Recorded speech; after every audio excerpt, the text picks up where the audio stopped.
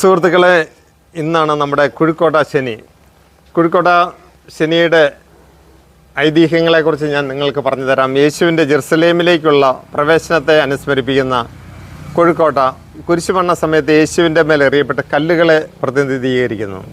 അതേസമയം തേങ്ങയും ശർക്കരയും ചേർത്ത മധുരം സ്നേഹത്തെ പ്രതിനിധീകരിക്കുന്നതായി പറയപ്പെടുന്നു. ഇനി രണ്ടാമത്തെ ഐതിഹ്യം, ബഥാനിയയിൽ നിന്ന് ജെറുസലേമിലേക്കുള്ള യാത്രയ്ക്കിടയിൽ ക്രിസ്തു ലാസറിൻ്റെ ഭവനത്തിലെത്തിയെന്നും അവിടെ ലാസറിൻ്റെ സഹോദരിമാർ മർത്തയും മറിയവും തിടുക്കത്തിൽ മാവ് കുഴച്ച് യേശുവിന് ഉണ്ടാക്കി നൽകിയ ഭക്ഷണമാണ് കുഴിക്കോട്ടയെന്നും കരുതപ്പെടുന്നു. മൂന്നാമത്തെ ഐതിഹ്യം, പീഡാനുഭവ ചരിത്രത്തിൽ ക്രിസ്തുവിനെ കല്ലെറിയുന്ന സംഭവത്തെ അനുസ്മരിപ്പിക്കുന്നതാണ് കുഴിക്കോട്ടയെന്നും പ്രചാരമുണ്ട്.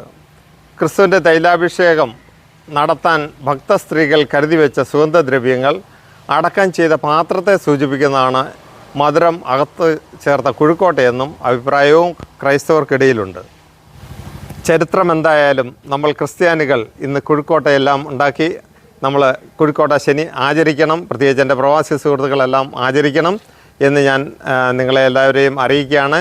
ഞാൻ നിങ്ങളുടെ സ്വന്തം ജോസ് ചൂനാട് സൈനിങ് ഓഫ്.